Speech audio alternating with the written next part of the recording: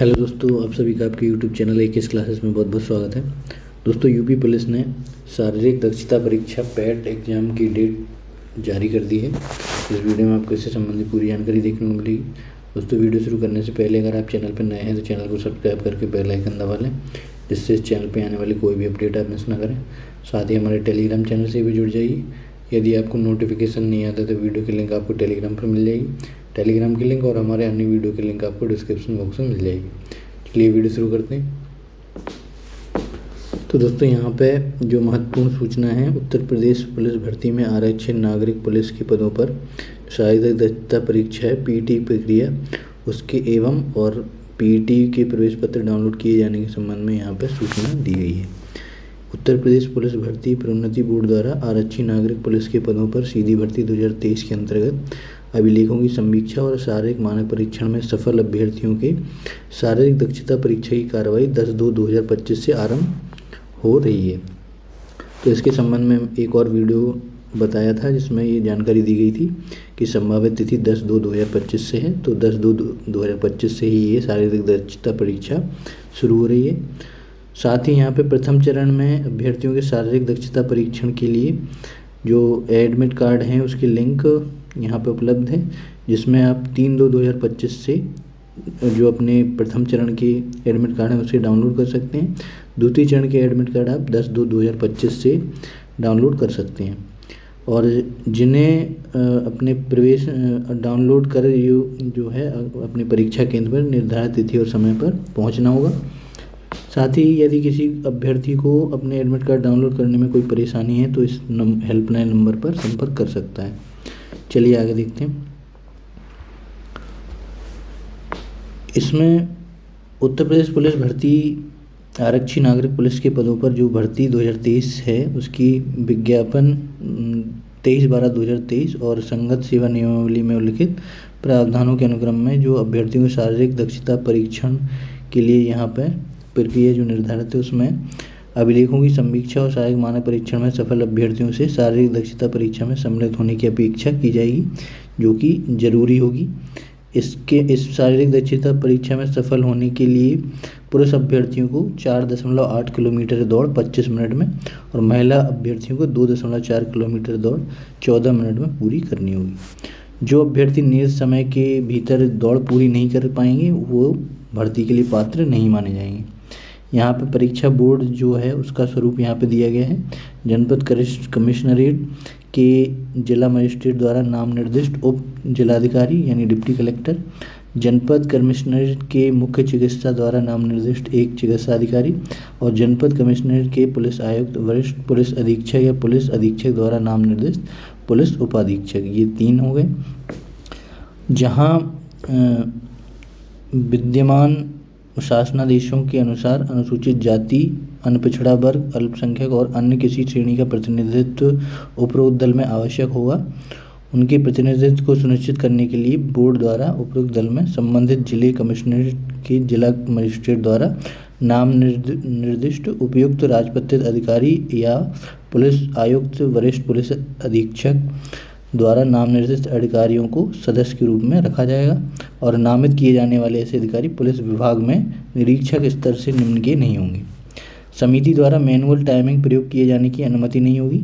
CCTV coverage सहित मानकीकृत electronic timing उपकरण और पर्याप्त बैकअप के साथ बायोमेट्रिक्स की प्रयोग यथार्थता व पारदर्शिता सुनिश्चित करने के लिए प्रतिरूपण यानी इम्पर्सोनेशन से बचने के लिए किया जाएगा।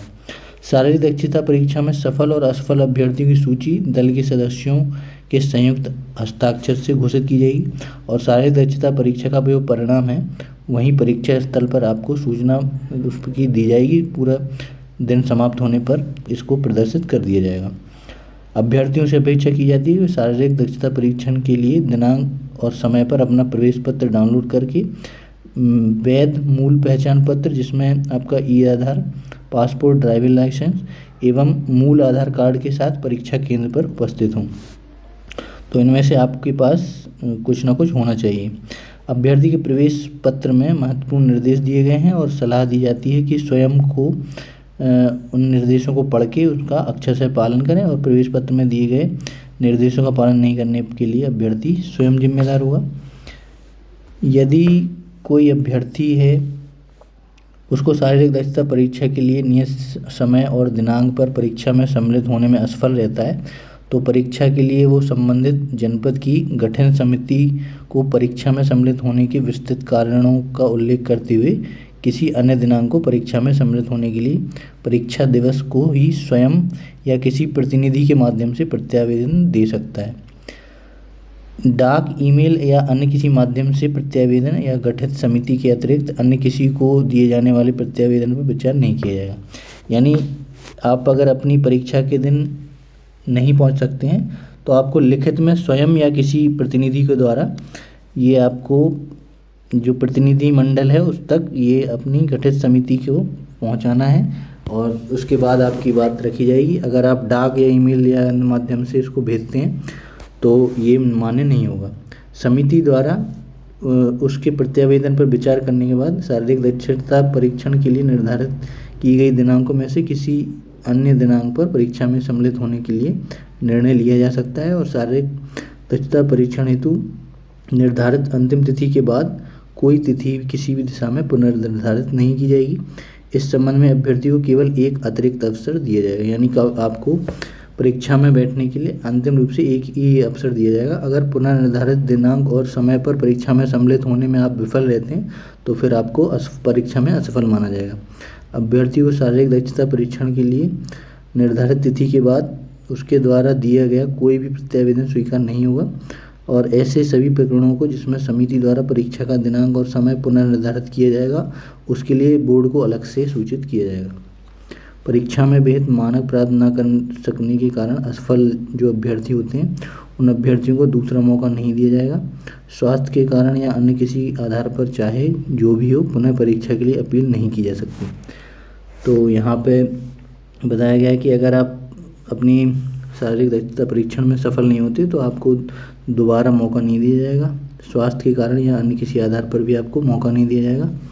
तो आप एक मौका आपको मिलेगा यदि आप अपनी परीक्षा तिथि वाले दिन नहीं पहुंच पाते हैं तो लिखित में अपने द्वारा या अपने प्रतिनिधि द्वारा जो विभाग है वहाँ पे समिति को ये अपना प्रत्यावेदन दे सकते हैं लिखित में विस्तृत कारणों सहित। तो एक बार आपको फिर बता दें, जो उत्तर प्रदेश में आरक्षी नागरिक पुलिस की जो भर्ती है उसकी शारीरिक दक्षता परीक्षा 10/2/2025 से प्रारंभ होगी। इसके लिए जो एडमिट कार्ड है 3/2/2025 से प्रथम चरण के लिए डाउनलोड कर सकते हैं और 10/2/2025 से द्वितीय चरण के लिए डाउनलोड कर सकते हैं। तो दोस्तों आज का वीडियो यहीं तक। उम्मीद है आपको जानकारी अच्छी लगी होगी। दोस्तों अगर वीडियो अच्छा लगा तो वीडियो को लाइक करिएगा, दोस्तों के साथ ही वीडियो ज़्यादा से ज़्यादा शेयर करें जिससे सभी तक ये जानकारी पहुंच सके। और अगर अभी तक आपने चैनल को सब्सक्राइब नहीं किया तो चैनल को सब्सक्राइब करके बेल आइकन जरूर दबा लें जिससे इस चैनल पर आने वाली कोई भी अपडेट आप मिस ना करें। तो दोस्तों वीडियो के अंत तक जुड़े रहने के लिए आप सभी का बहुत बहुत धन्यवाद। अब अगली वीडियो में मुलाकात होगी। धन्यवाद।